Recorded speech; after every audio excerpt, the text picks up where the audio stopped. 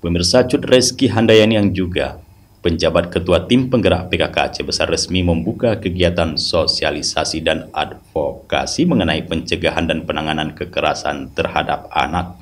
Acara ini berlangsung di Meligo Bupati Aceh Besar pada Jumat 26 April 2024. Kader di Gampung. Nah, dari kecamatan dan Gampung kita punya kader Dasawisma. Dalam sambutannya, Cut Reski Handayani menegaskan pentingnya perlindungan terhadap anak-anak sebagai aset pembangunan bangsa. Menurutnya, anak-anak harus dilindungi dan dicintai agar terhindar dari segala bentuk kekerasan. Dengan demikian, mereka dapat tumbuh dan berkembang dalam lingkungan yang aman, yang akan membentuk fondasi kuat untuk masa depan yang cemerlang. Cut Reski juga menekankan perlunya dukungan dari semua organisasi perangkat daerah atau OPD dan pihak terkait dalam upaya pencegahan kekerasan terhadap anak.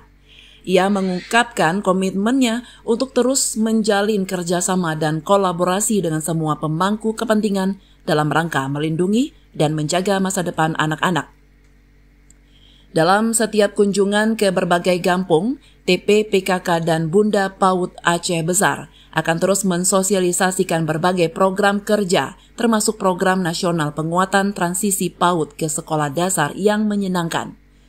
10 program pokok TP PKK, serta program unggulan lainnya, dan selain itu, penguatan program Posyandu dan PAUD di setiap kampung juga menjadi fokus utama.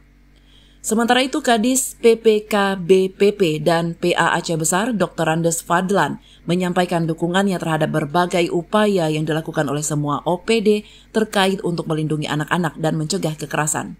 Ia juga menekankan pentingnya penguatan forum anak Aceh Besar serta peningkatan kerjasama lintas sektor. Hadir dalam kesempatan tersebut adalah pejabat OPD terkait, pejabat Kementerian Agama Aceh Besar, dan anggota Pokja Bunda PAUD Aceh Besar. Dari Aceh Besar, Tim Liputan Aceh TV melaporkan.